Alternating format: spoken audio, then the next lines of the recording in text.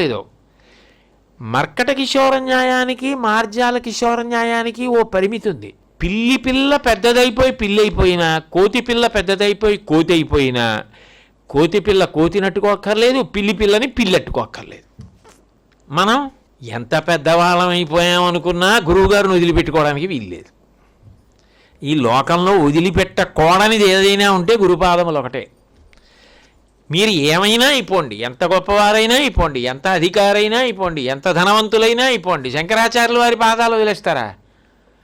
పిల్లి వదిలేస్తుంది పెద్దదైపోతే, కోతి పిల్ల వదిలేస్తుంది పెద్దదైపోతే. మొదట పట్టుకోవడానికి న్యాయమేమో, పెద్దవాళ్ళు అయిన తర్వాత అవి వదిలేస్తాయేమో, మనం వదిలేస్తామా? వదలం. నిజానికి ఈ జన్మలో కాదు, గురువు గారి దగ్గర పొందిన అనుగ్రహం జన్మ జన్మాంతరములకు వెనకాతలు వచ్చి కాపాడుతూ ఉంటుంది. 2, పిల్లి వెళ్ళిపోయింది అనుకోండి, పిల్లి శరీరం వదిలేసింది, ఇంకా పిల్లి పిల్లకి రక్షణ అన్న మాట అన్వయం లేదు. తండ్రి గారు చనిపోయారు, ఇంకా తండ్రి గారి రక్షణ అన్నమాట అన్వయం లేదు. గురువుగారి శరీరం వదిలేశారు, కానీ గురువుగారి రక్షణ లేకపోవడం అన్నమాట లేదు. గురు తేజస్సు కాపాడుతూనే ఉంటుంది. శంకరాచార్యుల వారి శరీరం లేకపోవచ్చు, శంకరాచార్యుల వారి తేజస్సు అలాగే ఉంటుంది, అది కాపాడుతూనే ఉంటుంది. దానికి ప్రబల ఉదాహరణ ఏమిటో తెలుసా?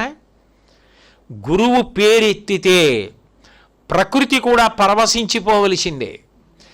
కాల్చేసిన ఎండలు 108వ నామం దగ్గర పూర్తవుతుంటే చినుకులు పడి చల్లబడింది. లోకంలో దాన్ని ధర్మ